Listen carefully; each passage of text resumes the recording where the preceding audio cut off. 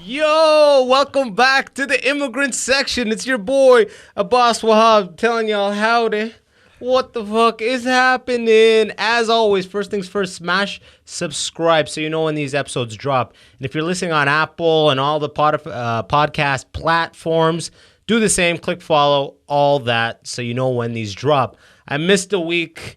It's okay. My apologies. Personal things came up. I got a new hat. I went camping. A lot of things happened. We're going to get to it. Enough of all that. With me today in the studio, the motherfucking Anto Chan. What are you saying, dog? Hey, what's up, man? I got to take this off, bro. Yeah. I was sweating like a pig. Yo, that's quick. That was like 3 seconds. You could handle that. Yeah. It's a novelty. When you were at camping, did it feel like you were needing to keep it on longer to be like, I'm proving that I can hold this hat's like strength? Bro, that's the worst part. I bought it from the gift shop on the way leaving. Oh, the site. shit. So I never even feel like that's why I'm trying to fit it in this episode. Okay, yes. And you didn't even get to enjoy the sun on it. Never. To find out like, if it helps or not.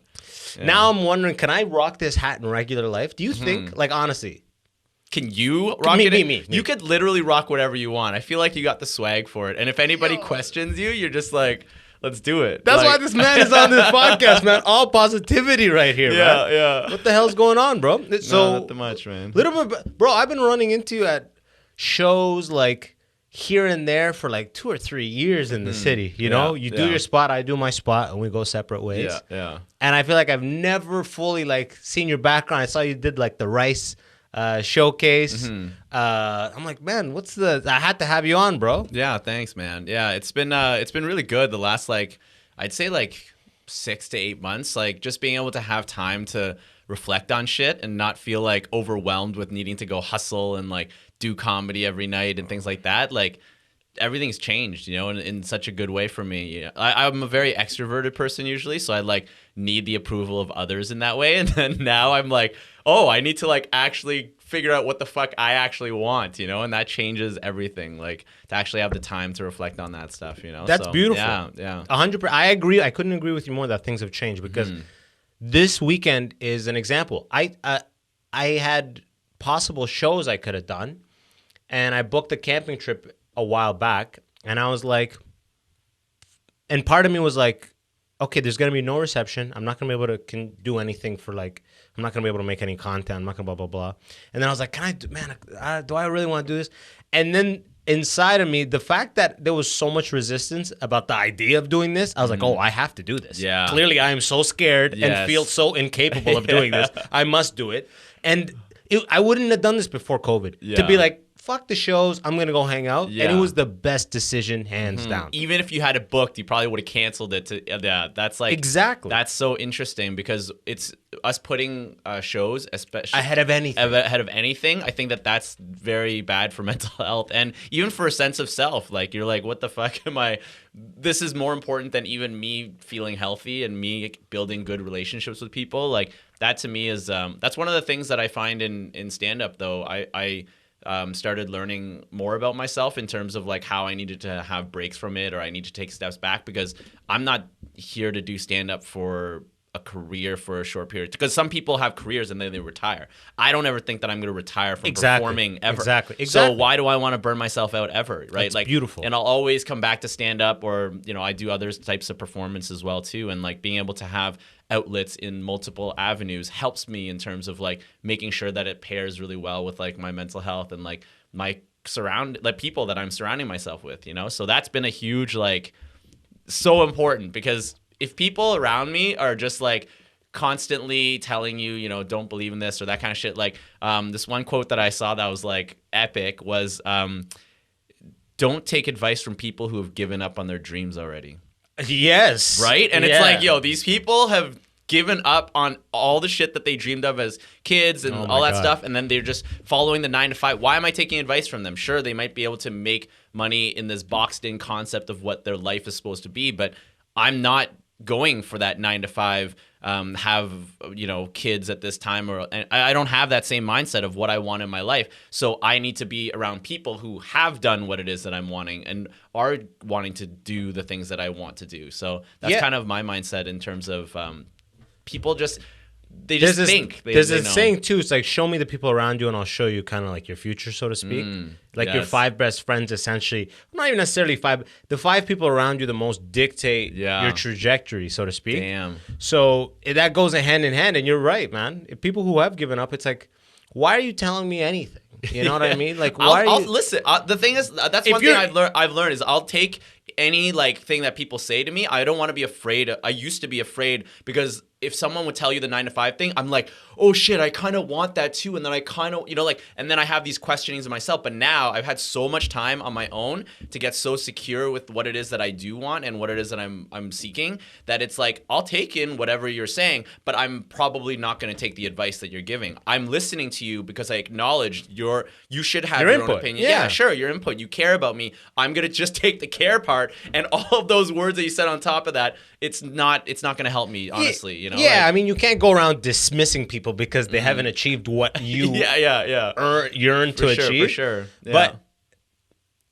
good advice comes out of every little nook and cranny because, like, when it comes to performances and kind of like this, like we were saying, the trajectory of like an artistic, entertainment-based lifestyle, maybe they can't give us, but what if they give us advice on how to get the best mortgage or this? There's if you look at the human lives, like outside of the career of how we make money, it's like 85% of our lives are pretty much the same. You know what I mean? So if it's kind of advice based on that, like I'm in the same boat where it's like, I'm always willing to hear advice. I won't necessarily apply or exercise what you tell me, but it's just data, right? Humans were just like robots. I read the best thing. It's like humans are robots customized to our experience. Oh, damn. Right? Yeah. We're just robots, organic robots that come out. We're all the same, and then we're just customized to our experience, right? So it's like, I'll take the data of how your shit went down and your shit, and I may do it totally different, but at least now I know how those things turned out. Yeah, absolutely. You know? Also, though, I would like to put in the idea that our emotions are incredibly... they help us with the experiences as well too, because we might not have certain experiences again because of the trauma or the shit that we experienced even as kids, right? So if someone's like afraid of heights and stuff like that because, so they saw someone have an accident or something like that and then they never want to do anything in the height, it's like their experiences are going to be catered around like the emotion that they get or the triggering of what that is. And that is paired with the experience, but I think that us also like reacting or feeling certain things also has that. So I think that there's a lot of like, I can tell you have a lot of emotional intelligence. You read that book, bro. Oh yeah, you read that book. Yeah. I love emotional intelligence, man. That's one of my favorite. Like I love having like this type of philosophical, emotional, like human talks, and like I love being able to dissect this stuff and learn about it because it empowers me to be able to not. I used to be a very like fearful child, I would say. Like I would get just real quick. What's your background? I'm Chinese, Hong Kong Chinese. So my family born there. I was born here. Yeah, I was born in Montreal. And then my parents were born in Hong Kong. Both of them. They moved here. So did you spend any time like back and forth, or was it just like a Canada upbringing? It was a Canada upbringing, and then when I was, it was 2014 to 2015. I moved to Hong Kong for a year. I did comedy there. People were like. Dude, people were fucking so dope to me. Like, I was like, right away, I was immediately working with headliners that were touring headliners and things like that. Like, and as like the MC and like stuff like MCing that? and opening for them and things like that. But because in Hong Kong, when I first started comedy, that was the first year that they had the Hong Kong Comedy Festival. So that's when comedy just started, right? So I already had like so many years ahead of many of the comics that were working because there was only so much work that you could have in comedy there that a lot of people dropped off, right? Gotcha. So the scene welcomed me so well, like, but they also had people that a lot of people were working like really serious jobs, and I saved up money, so I was really lucky because my aunt let me stay in her place, so I was living there like.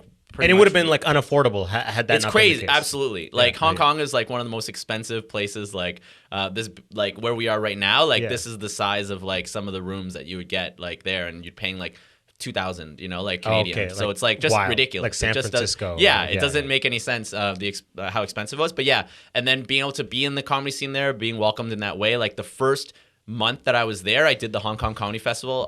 I did the competition. There was like a finals, and then I made it to the finals. I was like so happy, and then got to perform for like 700 people, and that was the first month I was there. You know, Holy shit! And I was like, damn, this is amazing. You're like, I'm a and god then, out here. But what's crazy is a lot of people have like pretty serious jobs there, and like finance or teaching and that kind of stuff. So they would have like, there was this one time that there was like a booking for a comedy show that was family comedy, and like I work with kids, right? So I know how to like turn on like whatever level of like in terms of G-rated, PG, whatever you tell me, I can work. I can work inside the box that you give me, and I'll still have a lot of fun because I've been doing that for a long time. So this was like a family show for like Indian badminton club or something like that. And it was in Hong Kong. Yeah. So they were like, we don't know if anybody wants this gig, but like if you go, this is the pay for it. It was like great pay. It was just like, and nobody else showed up. Yeah. So I did an hour and a bit show just myself. So I did like half of it for the kids, and then the other half I did it for the adults, right? And it was like this super weird show, and I feel like I'm never gonna experience anything like that. But it felt like I was in the Wild West, man. It was like the Comedy HK, which was the company that was there. It's like they put the cash like on the table, and it's like whoever wants it, you guys could split the bounty of whoever. And they were like, nobody else did the show, and I was the only one who showed up, right? And that kind of shows like That's my awesome. mindset of like what type of. Well, you weren't afraid. Absolutely not. Yeah. This was like a beaten path. You knew this path. This was your path. Yeah. And everyone else was like, oh, yeah, okay. and just the idea of that nobody responded or was even like, and I saw people read the message and things, and it was like they weren't interested in it. I was like this, like you said, with the camping and like needing to. It's just the risk of it was just so intense, but I knew I would be sick. Like worst comes to worst, it wasn't even that bad. Yeah, you do badly. Same thing. Same with you going to the car. It's like worst comes to worst, you have to act white for like 3 days, right? It's like that sucks, and then you move whatever, on. Right? Yeah. But it's like the risk or the intensity of it, and then it's also like living your life in that way of like the thing that scares you, like confronting that, and then looking at it and being like, what things came up that like overwhelmed me, and what things like that I could process in that way, and that's pairs really well with like my love of talking about emotional intelligence, is because me putting myself in risky situations, it helps me learn more about myself. And it comes back down to the concept of why I love doing so many different art forms. Because if you do many different types of art forms, what part of yourself, so what part of, Anto, do I bring into every single piece of art that I do, right? A lot of the stuff that I create is very joyful. It's very like trauma driven. It's very like humorous. It's very connected with inner child. Those are things that are very me, right? So, but then if you were to create art in different avenues, what stuff rises to the top in every one? And it's not about judgment of self. Like everybody, like sometimes when I talk about, a lot of this emotional stuff, people are like, oh, that's like really soft stuff. That's like beta shit. Yo, this guy's a fucking like, pussy, man. Yeah, right? That's like the vibe sometimes I get, and that's totally cool. I knew I didn't trust that bun. Look, this guy talking about his feelings so much, man. Yeah. I just want to just like drink, like that energy. But it's like, I know myself now in that way, and I'm grateful for it. But it's like, I always challenge other people to be like, try all these different art forms. That's really interesting, because you see what really comes up to the top of it, right? Like even in stand-up, you see in certain people, they're very prepared. They don't want to like talk to the audience at all. They don't want to right? deviate. They don't want to deviate from that, because and then you see in their regular life, they're very planned out people. They have like lists of shit. They have like schedules in that way. So that's just how they approach stuff, right? So it's so interesting to see how art is such like a great way to show like who you actually are, And that's I beautiful. love that. A lot of people won't go that route, being like, oh, I'll put myself in this risky situation because I'll learn from it, A lot of people are actually just turned off by the fear. Mm-hmm. It's like you said, all those people that didn't take the money to do a small performance represent that, Everyone's like, oh, fuck that. They probably all had legitimate jobs. Yeah. And like, oh, I'm just doing this as a hobby. I don't need the money. Like they've convinced themselves in their head. Really, it was fear, but they convinced themselves like, oh, the money, I have the money. Like, I'm not doing this for money. This is for blah, blah, blah. Yeah. Like for all those people to be like, I'm not performing shows that, right? People, again, going back to the camping thing, I really thought like, yo, bro, like that many days without reception, like all these things could happen. Anything could happen in the world and people won't be able to get a hold of me. And then it's like, let it happen. Yeah. Let it happen, because you can't stop your life to sit next to your phone in case something happens on the other side of the phone that you are ready to receive it. It's like your life needs to continue as well. Absolutely. Yeah. And I also think that even talking about fear to some people, it feels like their ego gets in the way of it. So they're like, you immediately are like, oh, it's okay to be scared of something. They're like, I'm not scared. Yeah. Like, oh, no, you know, like, and they really block that off for the idea of like even connecting to that fear. And that was the only way that I was able to actually start like seeing the shit that I was really scared of. Like, man, I was like super scared of commitment, you know, like the idea of like being in like a relationship and things like that was super intense at one point, because the idea of like seeing some of the I guess the pains that my family and like, you know, growing or different like people who have been in relationships going through divorce or all this like. Did your parents stuff. go through divorce? No, they didn't. No, but it's just like a very no, they didn't. Thank God they love each other. Yeah, they're still together. But it's it's just an interesting like dynamic though, right? And it's like, is that what I'm wanting in my life or not? You know, and it's like a lot of fears come up and like you get overwhelmed with that, and then you don't actually like get to figure out what's stopping you from going on the camping trip, from taking this show, and then you're just stuck, you know. And it's like you're in the same loop of like doing the same shit over and over again. Why do we want that? And like, I don't have too much, you know what I mean? Like, I don't have too much patience with the type of person that will like let fear stop them completely and won't even like humor the conversation, whether it's internal or external, of being like, what. If you can't do that basic level shit, get out of my way. You know what I mean? Like, I don't like the fact that you're saying like being like, I'm not afraid. Like, I just realized I don't think I've talked to a guy like that in 6 years. It's been a long time. I don't have anybody, because slowly as you get older, you pick. And COVID has been a blessing for this. COVID has been the reset. Okay, who am I going to actually text? Exactly. Because I don't give a fuck about all these people, but it was kind of like I was still in the momentum of a very old relationship. Yes.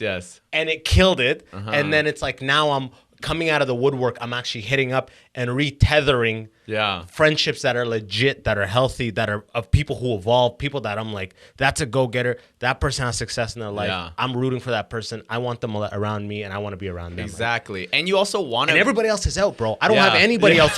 Bro, fear. Like, the only some of the people I have like that our family. And that's how it goes. Nothing you can do. Exactly. You just got to go with it, bro. Yeah, and you just show up at the event and you're like, cool, all right, that's good food. You know? I got to know, for as far as like, you speak Cantonese fine? Yeah, I speak Cantonese. So, okay, thank God. I perform in Cantonese, actually. Oh, okay. You're killing it. You probably pay your rent with just all the Cantonese backlog of weddings that are about to happen. But I also had to return some of these people's deposits and shit. I'm like, yo, come on, guys. But I do have some that are like backlogged right now that are waiting to happen, you know, like whether this or next summer. Like, that's the shitty side of having a full pipeline of weddings. You know, I had to return the deposit. And I'm like, what do I do with this money? Their money, you know, like. But there have been people who have gotten married and they just didn't ask for the deposits back, which I also like. I appreciate too. But it's like, hey, it's here. I mean, I'm not gonna just. Exactly. I need you to explicitly ask for it back, and then it's yours. Yeah, exactly. But until then, nothing is happening. Did your parents like? Did they push you? Because for me, obviously.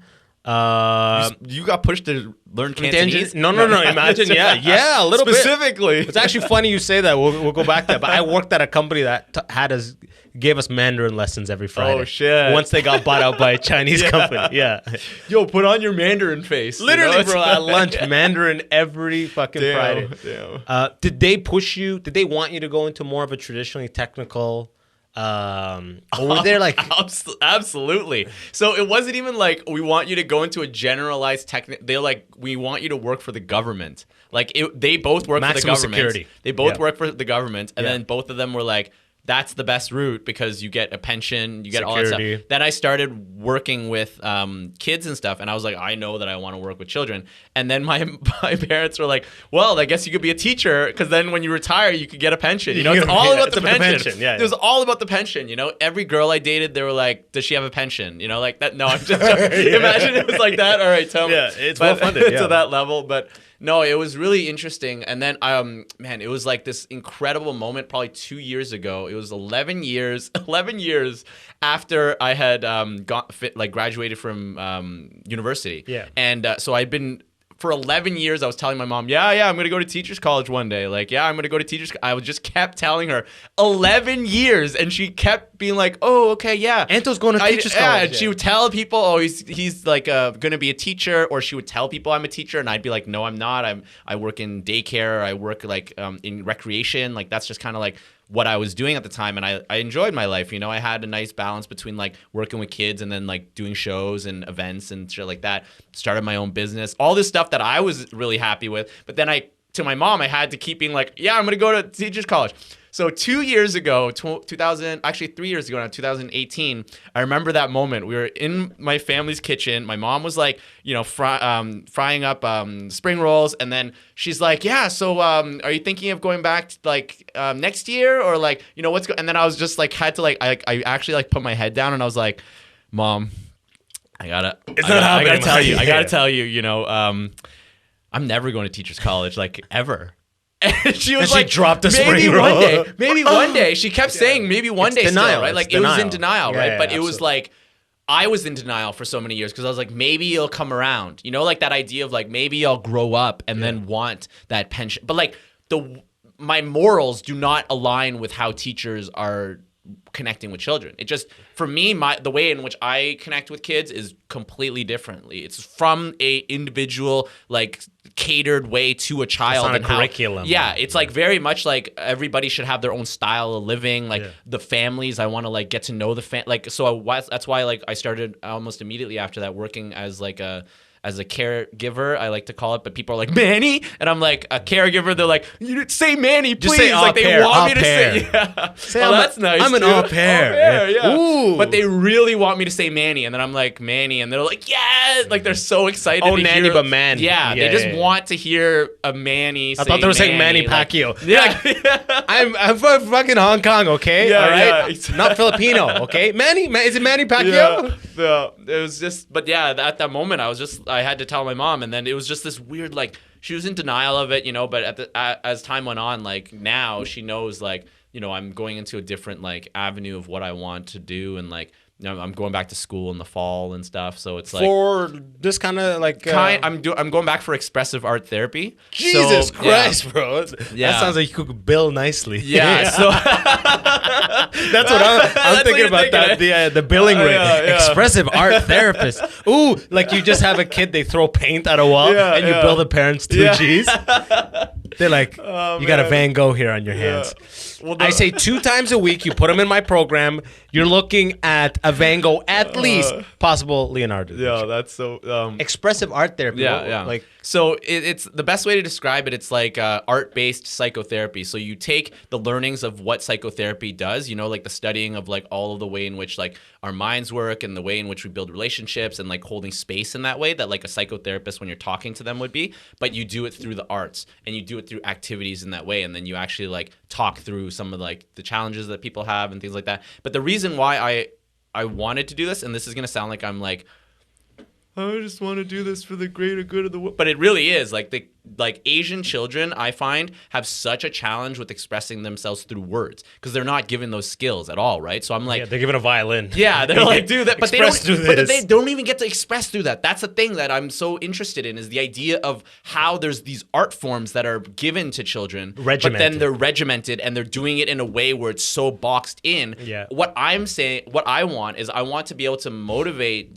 children and parents are going to be around my age, right? So it's like I'm able to actually have those conversations with them. It's like we need children to be able to learn how to express themselves because if not, then they're just going to get older and then be just these rigid, like boxed in and like the people that we were talking about earlier. Whenever you talk about something you're fearful of, they just run. Yeah, and unrealized. Like, exactly, and I really don't want that because there's so much healing that needs to be done. That even if someone grew up in the supposed perfect concept of an Asian family and everything is just works. There's so much hidden trauma that they don't have to unpack. Right? Brother. Like, I have an engineering degree from the University of Waterloo. Yes, oh my God. 70% of my classes like Chinese, pretty much, and a lot of my friends are Chinese. Yeah. I know the life of like, obviously you know better, but like I have a very intimate idea of what it's like, the expectations, and what it's like to come up as a young Asian boy or girl, especially being like being raised to essentially become a doctor Mm-hmm. or engineer. You know, what's the word I'm looking for? It's a fucking where they build you, they raise you for that specifically. Yeah. I forget it. Well, it's actually a really good example is that one of the most revered people like in all of like Chinese culture is Yao Ming, right? So ironic, Yao huh? Ming, Yeah. Yao Ming. But like the Just irony, tall as fuck. Well, Yeah. the irony of it is that he was actually bred to be a basketball player. Both of his parents were actually the centers on the Chinese national basketball team, and they got them to get together. And then Actually, they had Yao Ming. There was no romantic connection. Yeah, no. Well, they probably got That's them the together. power of China They right probably there. got them together and were Like, like, you guys look. should date kind Yeah. of thing. I don't know if it was just like, please just insert and then yeah. we'll have the child. Like, that's not what. They had like, a graph. They're like, look, you're both 7 feet tall. Yeah. We really got to break this math down for you. Yeah. We need to be in the Olympics 20 years from now. Here's some condoms. Actually, what am I thinking? Yeah, no, get rid of those. Pass Get those rid of back. Yeah.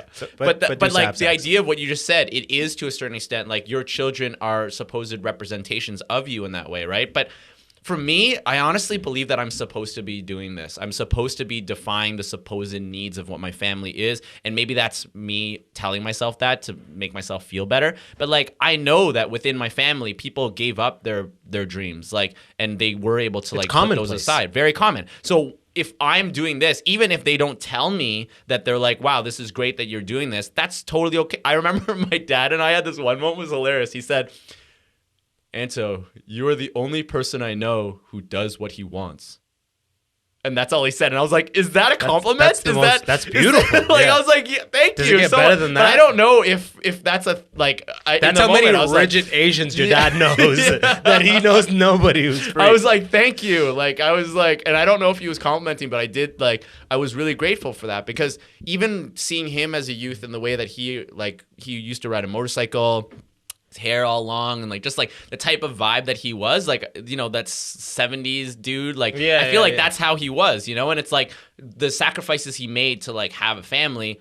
To me, I'm forever grateful in that way, right? And I could see that like within the rigidity of like earnings or like having children or things like that. Those are things that I could see myself loving being a father. At the same time, I'm in no hurry in that, you know, like, and I'm so grateful that I could see so much joy in other people achieving those things, but it's not for me. I really want to set up such a good base, you know, for my family and like the people before that. You know, so. It used to be a big rush. It used to really be like, get married, buy the house, have the kids. If you're married together, you pretty much have 1 year. Especially in the immigrant, in the immigrant culture, you have 1 year before you're like, what are you guys doing? Yeah, all the weddings that I go to, during every speech is like, are you pregnant now? Are you gonna have the kid? You're gonna, like, it's so like, hopefully you'll have a child soon. Yeah. It's like every you time. have 1 year maybe, you know what I mean? And it's like there's so much, like you were talking about dreams.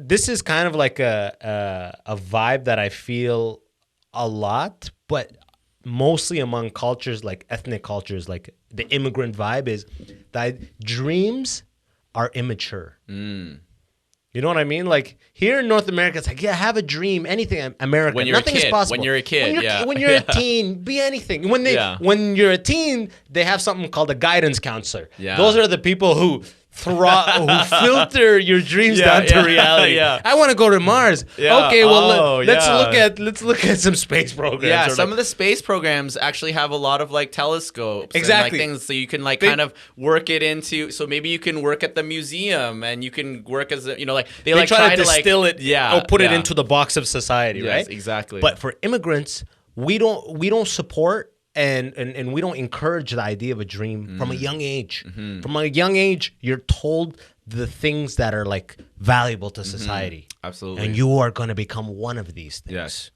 You know what I mean? You know what I mean? I've never ran into an immigrant kid who told me he wanted to be a fireman or an astronaut. Ever in my life. A fireman or an astronaut is exclusively a white kid thing. Exclusively. You know? And that's also shows and that's how not many people actually become firemen and astronauts, like that are usually white. Like that's Yeah, actually yeah, like, dude, they were able to follow their dreams. You know, I've like, never seen an astronaut named and Muhammad's first step on the moon. it's immediately This is a shut very down. good It's step for immediately- all of us in Earth. Very good step for everyone on Earth. Alhamdulillah. Yeah. It's immediately shut down Shut though, down, right? yeah. And so interesting that you say that because I also think that it's because my parents both they went through a lot of hardships growing up, like in Hong Kong, and like my mom would always tell me like how she lived in a house that was the size of like our kitchen, and there was 8 people who lived in it, and they could see everyone at all times, and they didn't have a washroom, but they had to share it with everybody in the build. Like she would tell me these stories, and they were like, it showed me that she actually got to get to her dream, to have the family, to support that, and that changed my entire perception of my mom because she dreamed of this and she achieved it. She came to Canada, go to school to get this dream, to achieve that. But that's her dream. Yeah. That's the springboard that she That's the got to. difference. So Exactly. I don't want to just do what she did because they've that's given you room to dream more. Exactly. Yeah. That's what I'm saying. And if I didn't actually acknowledge that and go for that, then I'm actually taking a step back Yes. from the trajectory of that. But this year, I would say, and a little bit, last year after pandemic and stuff, it really showed me the humanity of my parents, like it showed me that like they're just people who just are doing their best. They don't always know the answers, but they had to pretend like they knew the answers because back then that if any crack, any crack in the stories of the perfection that was being created would make us as kids like question like the authority, everything. Authority, Everything, exactly. Everything. It would question everything. Yeah. And my parents are the same where it's like everything they've overcome in getting here has told them that I want to instill in these kids the yearning or like the want to get security. All I ever wanted was to get security. That's why we're here. That's why you guys are here. So I want you to have security. So become an engineer, become a doctor, things society always needs. Yeah. Right? But the explanation of security is lost a long time ago. It just becomes you are going to become an engineer. It just becomes that. No one is explaining like, look, you could do a lot of these things. The thing. That's another thing where it's like the new age, like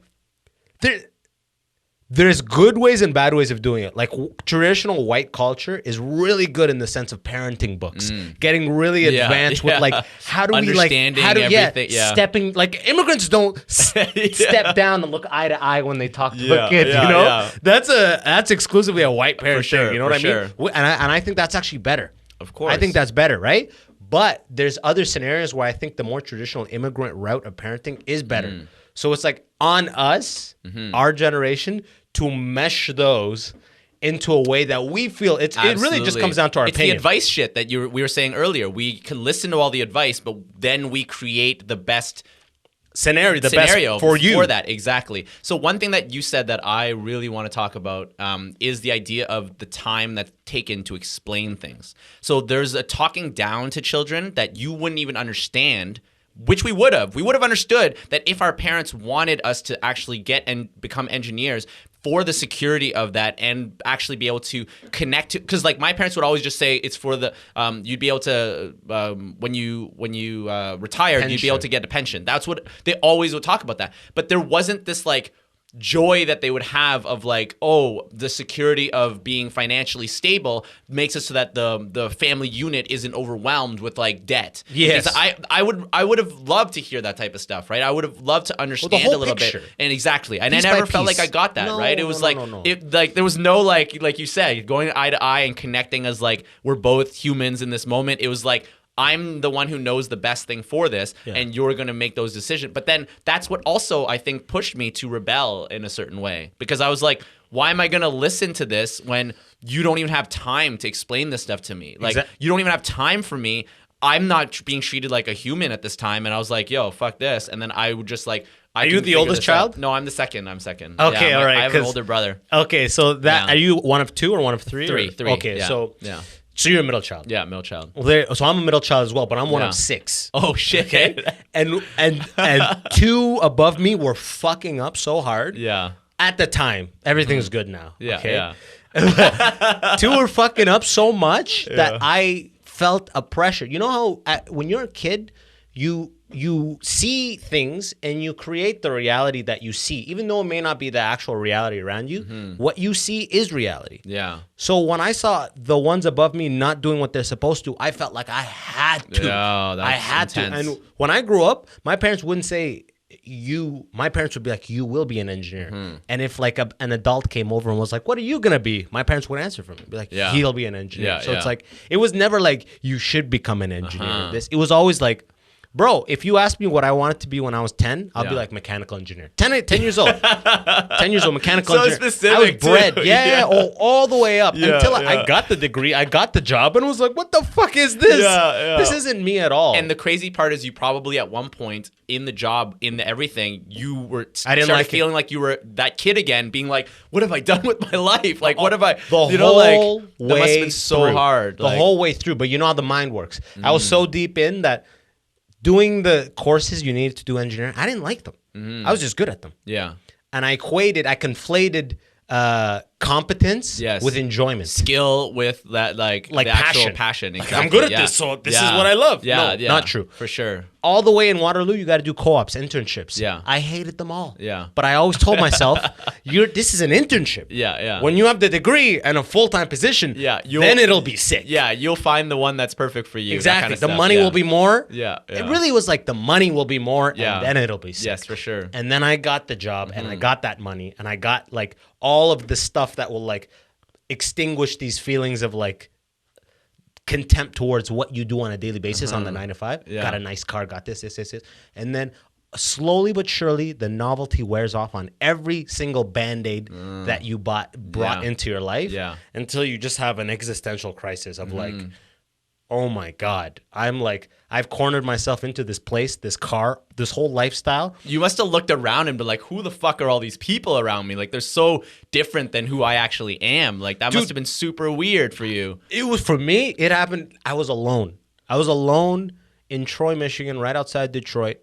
I was a program manager for a mechanical engineering company that made fuel tanks for cars.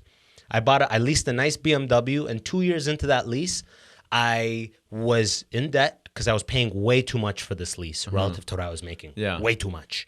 And I was over on the mileage. You know, lease, you get a limited amount of miles. Yeah. I was over on them. So I couldn't go anywhere.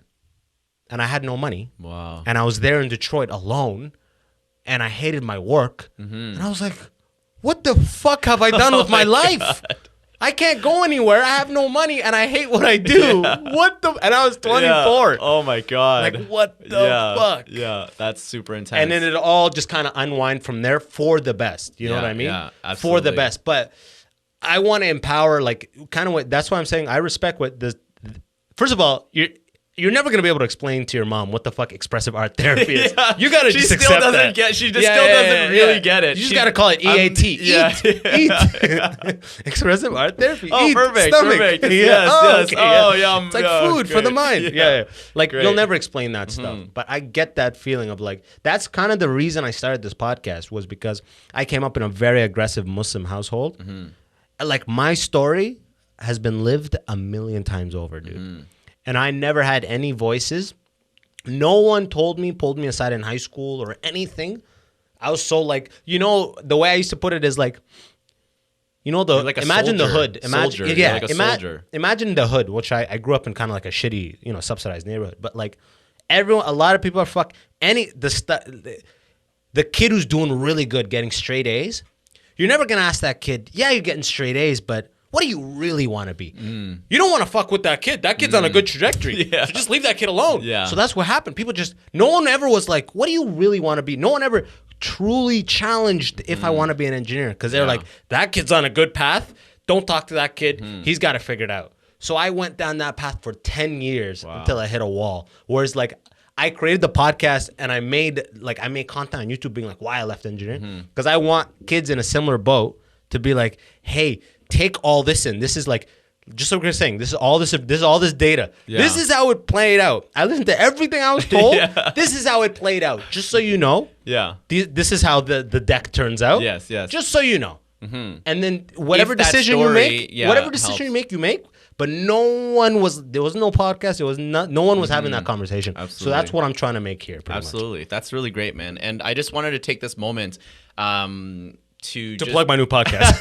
yeah, Expressive Art Therapy with Anto Chan. the Immigrant Section. Yeah, you motherfucker. We just fight. But I wanted to take a moment to like actually give acknowledgement to like my family and like my brother especially. Like he was the oldest, and I think that he always had the expectations on his shoulders, but he was and is a very high achieving person. Like he's just, if you were like, this is what the highest level of people are doing in this way, he could just fucking crush it, right? He's just he went to Waterloo, took math. Yeah. He's an actuary now. He's making like a shitload of money. Oh, yeah. All that stuff is all coming around for him. But, you know, sometimes we have conflict because we look at the world really differently, right? Yeah. But at the same time, I think that he's given up certain things in his life because he needed to uphold that Chinese background of expectation with my family so that my family can have that acknowledgement in terms of his like structured, strong career so that I can be who I am and be free of this. So just wanted to take a moment to acknowledge that, because like just from what you were just sharing right now, those two family members that you had that were older than you at that time, my brother could have been that as well. No offense to your family members or whatever, but it's like my brother could have just been like, fuck this, and I could just do whatever I want. So I want to take a moment to acknowledge that, even though, you know, we have conflict in terms of how we view the world, but I don't think that I can be here without my entire family and the way in which that I've learned from them, as well as, honestly, man, I feel like my ancestors got my back. You know, like I watch Mulan sometimes, and I'm like, yo, you know that like the I just watched like, Mulan. Yeah, spirits coming and shit. You're just like Eddie Murphy. Yeah, you just like Eddie Murphy. Love it. Yeah, Dude, but like that's what I feel like Huns. I've supported. You would play a good Hun with that face that you just had. I just watched that scene. That fuck, dude. Yeah, it's impressive. The way they fucking show those Huns in Mulan is so fucking dope. But like, I agree with you 100%. If the older siblings at the time were crushing it, became doctors, and I didn't have that pressure to have to succeed, I'd be in a totally different place in my life that I don't know. Right now, I'm exactly where I want to be. Like I realized it on this camping trip, having been a student for, not even counting high school, 5 years, and then working in corporate for 3 years after that. And in that 5 years, I was interning. So years of corporate in the vacation game. And before that, I worked at Best Buy. I've done the game, the office stuff. I've clocked the 10 years of whatever, of conventional, make your money, salaried type of work. And this camping trip right now, besides me, I went to a little trip right before COVID, but this camping trip right now is the first time where it's like, at the end of the trip, I'm more excited to come back to life than the trip. Where it's the total opposite. For all those years that I worked at 9 to 5, I gotta go back to the work. end of the trip, you're like, fuck. You're always that vibe, fuck. Like my buddy, even in the group chat, like a lot of them, like they work for KPMG, Deloitte. Like a lot of my buddies are like engineers. Like they're killing it. They're doing the thing. Whether they like it or not, that's on them. You know what I mean? They're my boys, okay? Yeah. But like, I see the group message, like, I saw an email, my buddy works at KPMG, right? Like actually, like he does like mergers and acquisitions. Yeah. He's like, fuck, I gotta read like 20 things before a meeting tomorrow. And I'm like, thank God, I have a podcast tomorrow. Yes, that's right. I have a podcast and I have a show tomorrow. And like, I'm enjoying, like the money I used to make is way higher than like, right now I've set myself to, so I need the least. So as long as I make a little money, I'm fine. But like I actually look forward to what I do. And I never had that before. Yeah. So I don't want to be like, yo, I wish my fucking siblings did A, B, and C, because I don't know if I'd be here right now. Yeah, absolutely. And I love that. And I just wanted to put it out there too, their security that they have in their jobs, there's only a certain amount that is possible in terms of those jobs. But my mom had like I don't think this was advice from her, but she said, you are either going to be so rich or so poor. That is the life of an artist. And then she just like floated away into the next. That's like that's like a Confucius saying. Like it was right? so like beautiful. Yeah. And big shout outs to my mom, you know, for that. And I always look at that moment and I realize I think I'm both. You know, like I think that I am rich, but in like my soul, in the enjoyment, the connections, the people that I'm meeting, like You're dope as fuck. The people I'm surrounding myself with are amazing. I'm inspired every day to like be better. But like, financially, I'm so you're returning depoits left and right. Poor. Exactly. I'm like crying. He tried to borrow 20 right before he started. Look, bro, I'll give it back. Yeah. Like, but that's the old mentality of like, you will be fucking like, you will be known, your name will be known in the world. That's the beauty of the internet. The internet has created a middle class for artists and entertainers and things like that. You can now just, you may not be a household name, but you'll pay all your stuff. You'll have the money to travel wherever you want to travel. You'll live a comfortable life. And what the fuck is wrong with that? What's wrong with that? That's making your living. You know, that's and like that's the thing is, I really think that the way in which everybody's been programmed to create their life and like chisel it out in this like way that everybody else has done it before, so it's safe. That's what we were talking about at the beginning. It's sometimes the things that scare us the most. It's like, I got to head towards this, you know, like, and that's part of it, you know, and obviously having that security and the strength in terms of like safety, sure, but like not in a way where you're not also able to use that as a springboard to like experience things that you never knew you were going to experience, you know, things that obviously you don't want to get overwhelmed, but you want to push your boundaries, man. You want to like make yourself feel excited about these experiences. Like you going camping, there's a huge metaphor for that. That hat represents like the energy that you had like going into that and coming out of it, right? Like that's... Well, I just want to go into an RBC. I just want to fucking just be like, ma'am. That's really what it is. Ma'am, sir, ma'am. You know what I mean? Going to an RBC. Yeah, can I take off 40 from checking? Yeah. Insufficient funds? Okay, ma'am. Can you actually go ma'am like that if it's like mesh on top, or does it have to be a full cowboy hat? You know, like that's... I think it'll do. Imagine. Yeah, okay, I can actually see your scalp, so technically, imagine there's rules. You can't ma'am me with that hat. I'm sorry. Yeah.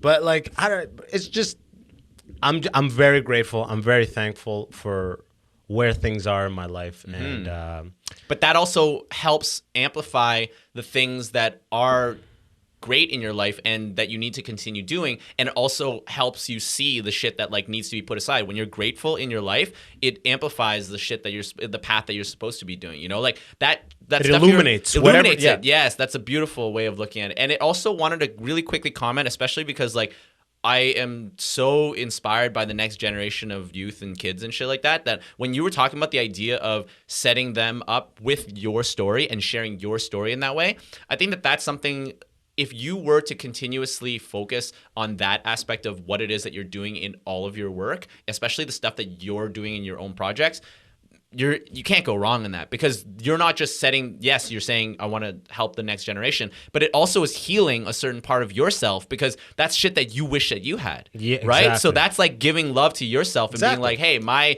inner child is like feeling as if when I was growing up, I didn't actually have the guidance. I didn't have someone that listened to me and that actually was curious what it was that I wanted to do. I was literally like created to be this engineer so that my older siblings, like, you know, that kind of, so. Well, it's really, it's not, it's security too, but it's social points for the parents. That's the that's another part of the, you know, you want, nobody is talking shit about the family where all of their kids are surgeons. Yeah, exactly. Nobody is talking shit about that. And there's always that family where it's like, her brother's a doctor, she's a doctor. It's like, Jesus Christ, dude. What were the expectations like? You know what I mean? For sure. But no one is talking shit about those parents. But do any of them enjoy fucking? You know, like, you know, you gotta like have like some like layers of your life in that way too. No one's asking that question. Yeah, they're all surgeons, but like, are they content? Yeah. No one is asking. Yeah, exactly. Fuck you, are they content? They're surgeons. Go back, you know? Exactly. But that's what's so interesting is that I've realized that anybody in any situation can be dissatisfied with their life, even if they have supposedly everything. No, right? No, more like, so. It's possible. More so. I've learned more so, dude. Like, I've gone to the level of like 6 figures. I've seen what 6 figures is right around me in the office. You know, I've worked in Silicon Valley where everybody around me was, if you make 100 grand, you're 6 figures, right? Everybody's 100 grand above. This is what it looks like. Guess what? It doesn't look any different than when I was working at a job that was 25 an hour and everyone around me was 40, 50 grand. It's the same bullshit, dude. And it's like, if you're not doing what you want, bro, you see it, man. On every business trip, they're deep in the alcohol. You know what I mean? Like, you see escapism. So much escaping. They don't want to be in their life. Yeah. When you commit yourself to the corporate salary structure for decades, and it's paying you money, but you got to commit a lot of hours to travel and you got to go to like I used to, when I was working there, I worked in China for like a month almost in Suzhou, China. I did open mics in Shanghai, bro. Yeah, I know about that life. It's freaking awesome. I loved it. A lot of expats. Yes, so it's all in English. Expats, all Irish, South Africans. Yeah. Like, I love that shit, right? But like, I saw over there like people who were traveling like this, chronic, like for a long time. And I did a video about it where it's like, the longer they spend in that lifestyle, you get like new grading points almost, or new scoring. The new score is like your medallion status for flights, your hotel status. These become like, yo, I'm medallion this, so I'm going to this lounge. Yeah, you can wait at the gate. I'll be at the fucking God lounge at the fucking thing drinking on the flight, and then they'll be at the crazy lounge at the Shangri-La because they're Jade level drinking. So it's like, sure, you're at the nicest this, but it's like, you're clearly unhappy. You're clearly unhappy. Actually, something happened. So in the fall, so I've been smoking weed longer than I haven't been smoking weed. How long have I been alive? Yeah, so it was like I was 16 when I started, and like I just turned 35 in October. Yeah. But at October the end, what? October 9th. Ooh, October 6th. Yay, Libra. OBO. Hey, that's right. I have that sweater. No, it's like I'm not even wearing a sweater. Yeah. But what I was gonna say is that like in the fall, I actually just stopped smoking weed. And it was like, it was just so natural. It didn't feel like, and it was because time. A lot of the escapism though that I had paired with weed of why I was smoking weed. And for me, when people are smoking weed, I love it. I'm happy that they're enjoying it, and they just whatever their experiences is, honestly, whatever drugs people want to take around me, I don't give a shit, right? But it's like, for myself, I actually took a step back from that because I started realizing the contentment and the love that I had inside of my regular life. I just enjoyed vibrating at that level, you know? I didn't want to dull down any of that stuff. And for me, it just like changed my entire perspective of like, I guess how I was approaching consumption in terms of, drugs and alcohol and things like that personally. But at the same time, it's like, I enjoy the idea of being able to it always sounds so cheesy talking about it that way, but it's like being sober, it connects me to this like level of gratitude in like my life, and I'm just enjoying feeling that way, you know, and I don't need to dull down certain things. And that idea of what I was doing why I was smoking weed before was a lot of it was like because I didn't want to face a lot of the fears that I had or shit in my life that I'm like, oh man, I have no money. Well, I need to like smoke weed, so I don't want to think about that shit. Yeah, you know? It's like right. That's how I was really approaching life. So it just changed recently, and that's been like really, really great. Like, on that note, I just took all of Ramadan off of weed because I was in a similar kind of cycle of like I don't feel like I was necessarily running from anything. It's just when 2:00 came on a day, I'd just roll a little joint. It was just a habit, and like I would be smoking all the time. And it's like I was still like I was a productive stoner. I still got everything I needed to get done. Yeah. But I'd be smoking weed, and I was like, man, like, and when I tried to not, it would be really, really hard. So then all of that month I took off just to be like, can I do this? Yeah. And I succeeded in a month, and it was amazing because it was like, at one point, it switches where it's like, I've been smoking so long, not as long as I haven't clocked the years you've clocked, but I was smoking so long where it's like, at one point, a couple weeks into it, it was like, there's a high of life, a high of sobriety. Absolutely. Almost. It's like a high of like clarity. Clarity. That's right? really what You're it like, was. And presence also. Like, that's really what it feels like. Everything is much more, I'm in the moment because I'm not floating, or I know that I'm going to be floating in a certain way, or my mind is going to be altered in this way. So at the same time, sometimes I feel high as fuck, and also like just in regular life. So, but yeah, I definitely think that this last year, so much has changed in that way.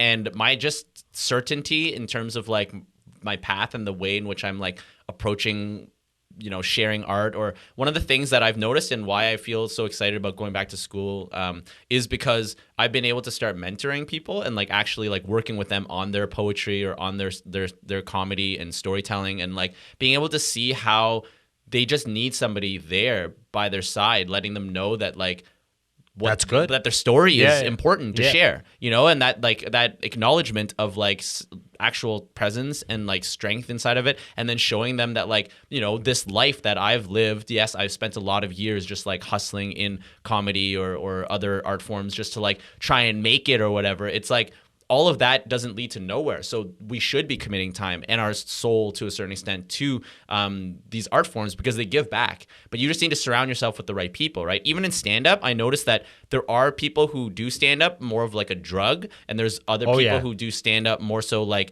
for enlightenment and to excitedly share their story. And that's who I would love to connect with more, is people who are sharing their story, people who are talking about things that aren't just to be more like, it's not about just getting the biggest shock laugh. value or whatever. Yeah, it's more so about like, how do I actually connect I'm trying to this get to person my true me? self. Like this is Yeah. an inner journey. Yeah. I'm doing it on stage. Absolutely. Like Yeah. I gotta admit that probably 30% I was that before, and 70% like a drug. Yeah. Before yeah. COVID, I'm not even gonna at lie either. least I definitely 70%. feel like it was a drug for me as well too. Bro. Like I absolutely agree with that. Yeah. I used to be like 20 mics a week. yeah. Yeah. 20 mics a week. And there's like, sometimes it's not even 20 mics a week. Yeah, So I would just be fucking anxious and stressed. And then I had to tone it down to, I'd be like 15 mics a Yeah, week. yeah. And now it's like, that's not even an option. But now it's like yesterday we got back, I knew there was a mic. We got back, me and my girlfriend, it was fucking Algonquin Park. It was a 3.5 hour drive. We stopped in Barrie to watch Italy versus England. Yeah. And then we got back at 6:30. I took a shower at 7 o'clock. And I'm like, I want to go do a mic. And it's like at 7:30. So I have to leave right now. now. And I just got out of the shower of like and I was on route for like 6 hours, right? And I looked at it, I was like, do I really want to run out the door the minute that things have settled? And my bag is still packed. I haven't even unpacked the bag. Yeah. I'm like, do I really need to be running out like this? Or can I just take the day to unpack and like decompress from this whole trip? Absolutely. And it was the best move because I finally, we did it. I was like, fuck going out. Let's just hang out. Yeah. I watched Captain Phillips, which I've been avoiding watching for years. Yeah. You ever just make a first impression Captain Phillips judgment? was so long ago too. Have you ever just made a judgment call on a movie like that's not going to be good, and you stick to it, even though people are like, "That's a good movie, bro." You're like, no, yeah, exactly. You never see it. You're like, no. That one's not. I don't want it. Yeah, it's not going to be good. Yeah. I did that to Captain Phillips years ago. I don't know why. My movie's split for M. Night Shyamalan. Like I haven't even seen that. Yeah, me neither. There you go. But I still hate tell it. people Yeah. it's shit. Have you seen Captain Phillips? Yeah, I saw it. It was Fucking good. great. It was really good. It's yeah. great. And I'm like, that Somalian guy, is he? I'm like, has that guy been in movies since? Yeah, I don't because like think so. he killed that role. Yeah. Everything gonna be okay. Relax, Irish. Everything gonna be okay. Hey, where you at? Nigamu, like a little Somali there, but that was a fucking good movie, man. Yeah, it That's was a really good- good. But I honestly think that's the best. Honestly, okay, if you're continuously talking about finding your voice, for me, I didn't find my voice until I truly got to know myself outside of the stage. The stage shows you things shows you things into the future to a certain extent and pieces of yourself and where you can't get to. But to do the work that you need to do, it has to be off stage. That's why you see certain comedians who start when they're 45 years old and then they get on stage in like 2 years, they found They're their killing voice. it. Yeah, they just yeah. fucking crush it because they've lived. Exactly. But not only live, they've done the work to actually get to know themselves enough that they're like, man, like I truly get me.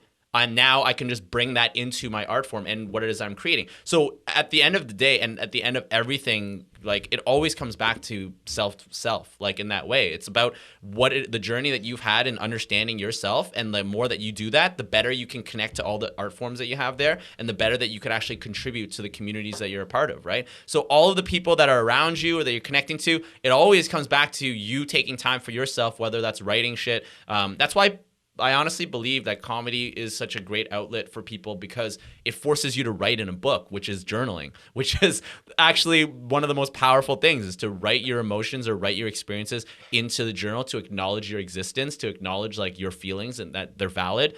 I don't know if there's anything And I've record them discovered to look back at. Exactly. Yeah. I journaled almost every day in COVID. Yeah, I don't Like, know if I've ever found anything more powerful than journaling and writing in a book. Like I don't know if there's anything like. I love it, and every now and then I'll go like a week or two with it. Now it's like I'm bad, but because COVID was such a shock to the system that I was like, I journaled every day, every morning. It was the first thing I did. Yeah, that's one of the So best I had times it to for do almost it. a year. Yeah, exactly. right I in the read it morning. because I was like, you have all your creativity. I journal my goals, my dreams, what happened yesterday. And then I have all my creativity and I take that momentum. How long have you been with your girlfriend, by the way?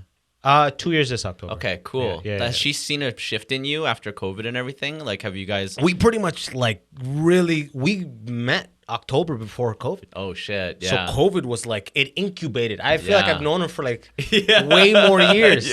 We like quarantined together and everything like. So I feel like I've known her for a long time.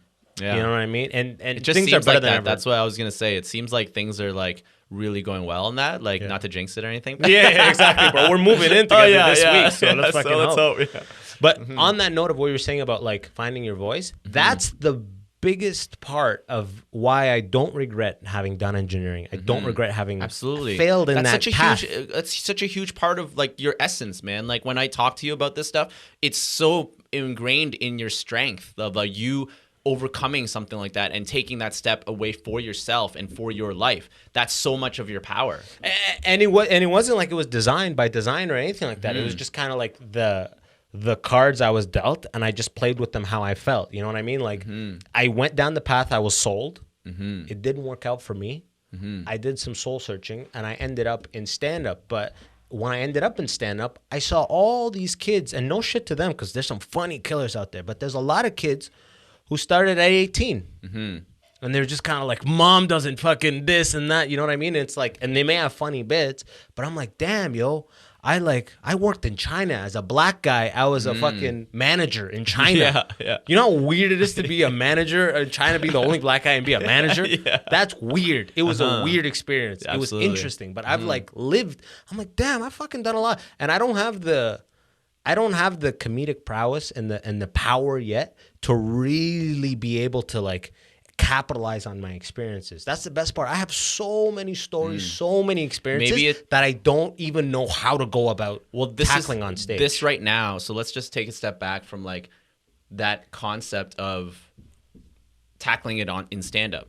Because I think that that's the challenge that you're facing, is because stand-up isn't for all of these stories, because stand-up doesn't have the patience that other avenues of art forms and creation does. So even you doing this podcast right now, you've taken that step already to be able to share these types of stories, to be able to connect with other people who've experienced certain things. But there's other art forms that would really nurture what it is that you're talking about, whether that's, I would say storytelling is a huge part of that, right? So I love storytelling. Storytelling changed my life in terms of how I share in stand-up, as well as poetry also, because storytelling helps you see that the details is like so much of what matters in terms of, and you need to have time to let things breathe so that the experience is re-experienced by the audience. In stand-up, it's about the punchlines, it's about the skillful, it's about the brevity. Technicality and brevity. Exactly. And the storytelling isn't that. It's about being space. In that and sitting in it and re-experiencing it, right? Whereas poetry, it's asking you to dig deep into like the pains and the experiences that you had, and when you were overwhelmed, you had nowhere else to turn except poetry, except journaling, those types of things. So the avenues in which that you're choosing and where you want to like unpack certain ones of these experiences, it's just about finding that, and even if you just do it on your own, it helps you actually become more full comedian. It helps you become more full in terms of your creation and what it is that you do on stage. So that's something that I would suggest. Definitely like explore and what that looks like, and even the journaling aspect is totally valuable. I love journaling. Yeah, I love journaling, and I feel it every now and then. I'm like, oh, I haven't journaled in a while. Yeah. And I need to journal right now. Sure, There's like, it's bent up. Like I'm so used to like that release absolutely of like thought of like just dropping it, saving it. That now when I go a week, even today, I was so rushed catching up with this last week and this weekend. I was like, I really got to journal. I had no time. I was like, journal, I really need to exercise. So I went on a bike. That's why I biked back. I was like, I got to be active before I do this podcast. I'm just going to be all over the place. But with storytelling, it's funny you say that, because when I first moved to the city and had no cachet as a comedian, you know what I mean? I just moved back from the States. I just moved to Toronto. I'm like an open micer. No one knows who I am. No one gives a fuck, you know? Still nobody really gives a fuck. But at least I got like a podcast now. Right? Kind of like a thing popping off. A little bit. It's great, like, man. At the time, nobody gave a fuck. Nobody, and besides open mics, I couldn't get on stage, except random little things that nobody would do. And there was a show, I forget the guy's name, but He ran a storytelling show. Excuse me. He ran a storytelling show at Free Times Cafe, which I would later run a stand-up show at. Is it Adrian Sawyer? Adrian Sawyer. That's right. No, not Sawyer. He had a show in the... other Adrian. Adrian something. Yeah. He had a banging at Free Times Cafe. It was really good. Show, yeah. And it would be monthly. packed. It was a monthly. It was a monthly, and it'd be like old white people and like Yeah. in the audience. Like, but he was like, I would hit him up because he would be like on the forums, T-Suck or whatever, Toronto Stand Up. He'd be like, booking, and I'd be like on those, waiting for updates. I'd be like, spot. I had everything because I was no one. Yeah, you know what I mean? For sure. And I remember doing his show 2 or 3 times and just being shocked because I have like a lot of stories, and I like. You would crush those, I'm sure. And I didn't go in. I went in just to do stage time. Yeah. And it was the most natural I ever was, and the laughs were so much more legitimate. That's what I'm saying, man. That's what I'm saying. And it's like, and the laughs weren't as like regular stage because it's not the same thing. Yeah. But you'd get 10 or 15 minutes, and I would do one story in that time and go all the way in. And you clearly have a knack for storytelling. Even just on this podcast today, you shared some stories. They were very vivid, right? So that's why I think there's a lot of comedians that may look down upon exploring others, especially the spoken word arts in that, but they're all so similar, and they give you different, they scratch different itches in terms of performance, right? So I definitely... Storytelling and stand-up just overlap amazing. For sure. But some stand-ups can't do storytelling. They can't do it because they're the side of like they're that other side that you were talking about. Yeah. You know what I mean? Like they're not there to share. They're just there to fucking get a thing. It's almost like they want to tickle you. Yeah. Right? It's not the same thing. But I was always shocked. I remember the first one. I was like, "Fuck, they're not gonna laugh. It's just a story. Fuck, okay." He goes, "No material, a story," and it was just the way it went. It made me think differently. Absolutely. Like, I used to just be exclusively like observations. Yeah. Here's a funny thing I noticed. Yo, I saw this the other day. Like, these were all my bits. And then after doing that shit, I'm like, yo, there's fucking comedy This made me feel fucking weird, or like this experience was really messed up. You know, like then you start sharing more about yourself, right? And that's the thing, is that if you're creating and you're not, self-discovery is not a huge part of that, I think that there's a stagnancy to it. You end up being caught into the same loop of creating the same things, and you'll meet some performers who have been doing the exact same things for many years, is because it's not about self-discovery, it's not about growth, it's not about connecting to their true self, and that's okay too. There's all different types of performance, and everybody can choose whatever they want, but that's the stuff that really resonates with me. When someone goes up there and they're just like, so emotional, and they're just going through it, and like they're really trying to figure it out themselves, and like there's such a beauty to that, right? And there's such like, it's like watching a painter work to a certain extent in that way, because a lot of times you're just learning like what moves you even in these stories and what captures your attention. And when you're sharing a story, because there's so much breathing room, random details pop back up, and you're like, oh shit, I don't remember that. That's now it's great. The like, memory's amazing. Memory's amazing in that way, for sure. Like and now I'm like on an agenda specifically where it's like, now that when stages have come back this last month that things are allowed, and I'm writing again, like for stand-up. Yeah.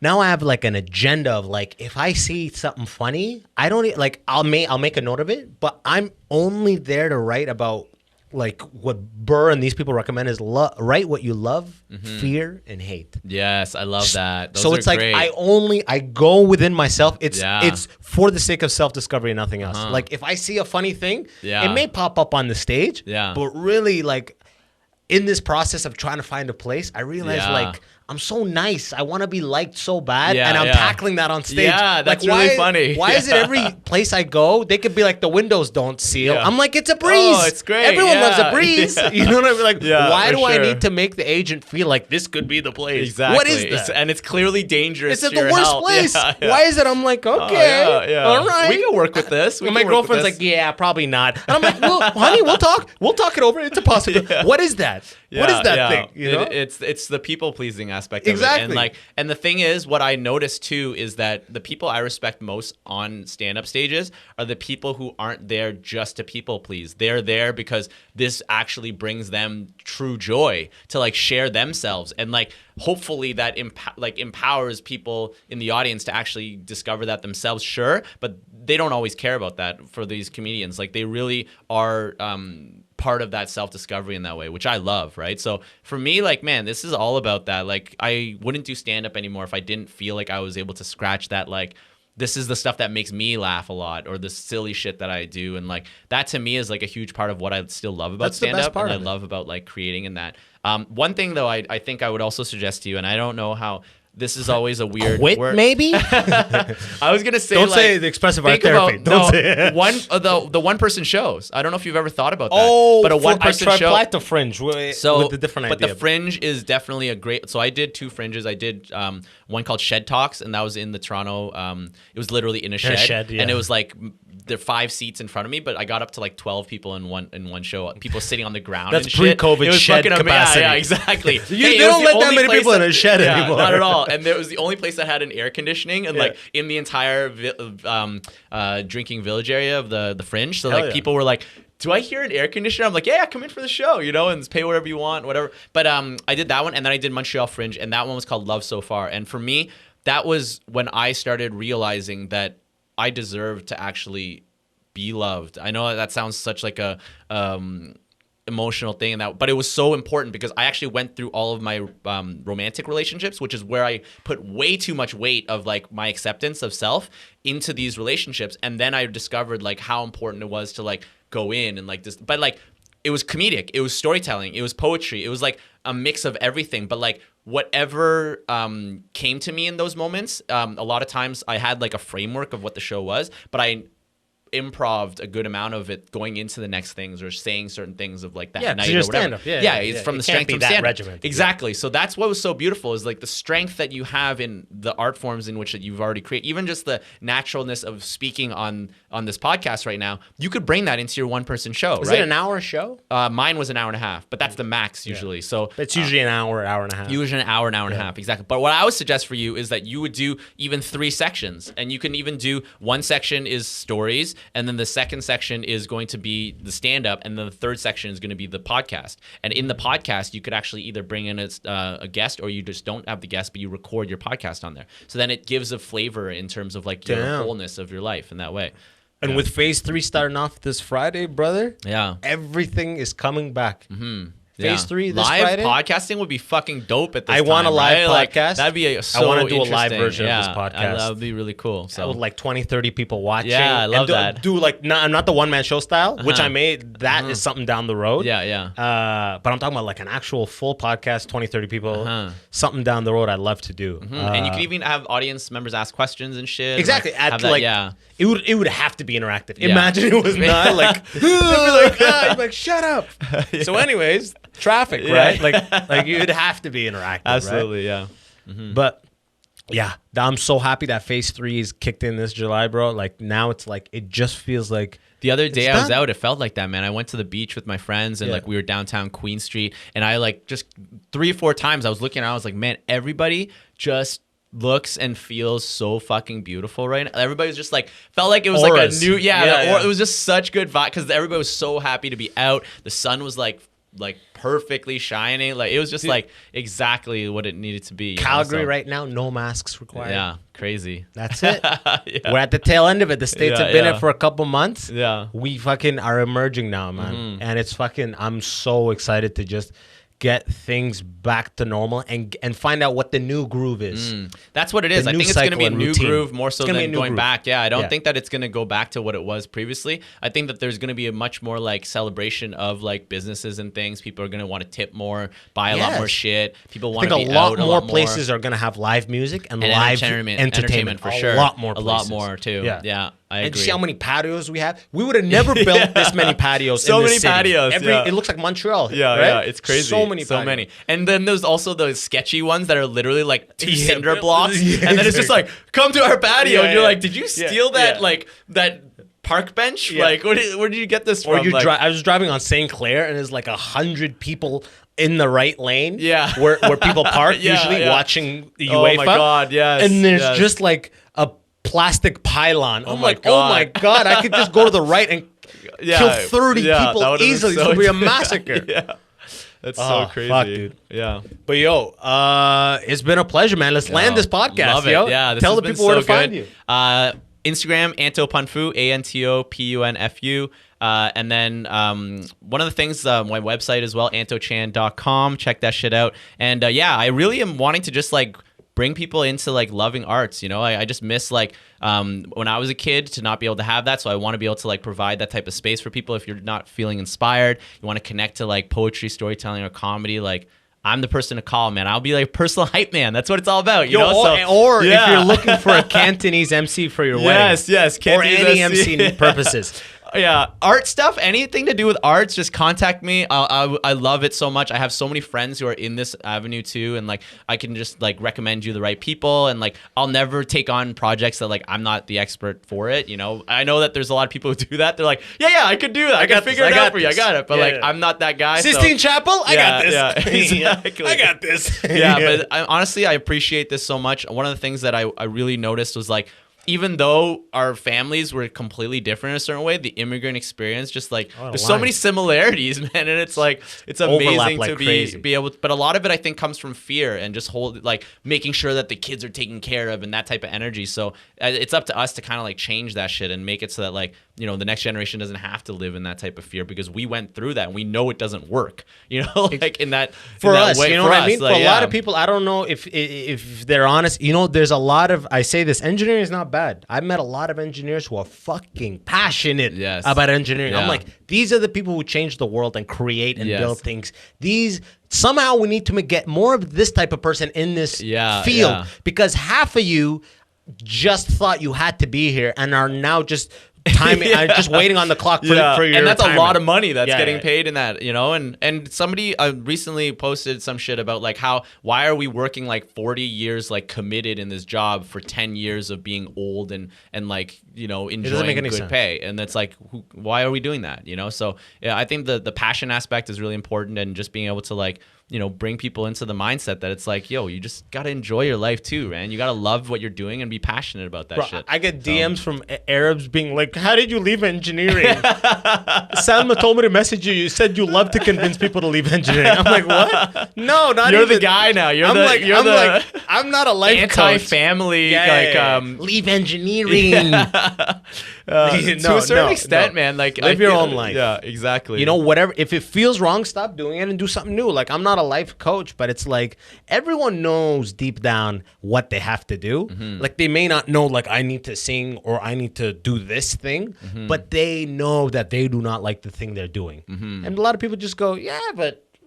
And then they're gonna do. That's my degree. Yeah, and then they're fearful of taking that shift to the next side of because they're like, well, what if this is way worse? Yeah, there's an abyssness to it for sure, and it's like, whoa, what are we gonna be doing? And that in between, that's scary. But that in between is where you learn the most about yourself, you know, in that way. So, but people just see bankruptcy in between. They don't see self-learning. Well, they didn't see CERB and CRB. Exactly. This was the time to do it. If you didn't leave during COVID, you gotta wait for the next fucking pandemic. Yeah, exactly. But yo, as always, this guy's info will be in the description. Anto, all his stuff, website, Instagram, so you don't have to remember it. It'll all be there. From my end, if you want to support the show directly or check out bonus episodes, check out patreon.com/the Immigrant Section. Get on that. Otherwise, if you haven't already, click subscribe and follow. Please do that now. But until next time, one last thing. I run a monthly show, Free Flow Showcase. So if anybody out there is wanting it, there's an open mic on it, as well as we book artists. And we're coming back live in August. Hell yeah. So get me on that. Yeah, I'll definitely get you. I got spots for you, man. I got spots for you. Yes. Let's do it. Yo, until next time, y'all been the best. Peace. Yo, and that's the episode. Remember, if you liked it, smash that subscribe button so I can give you updates. And until next time, it's your boy, Abbas Wahab. Easy.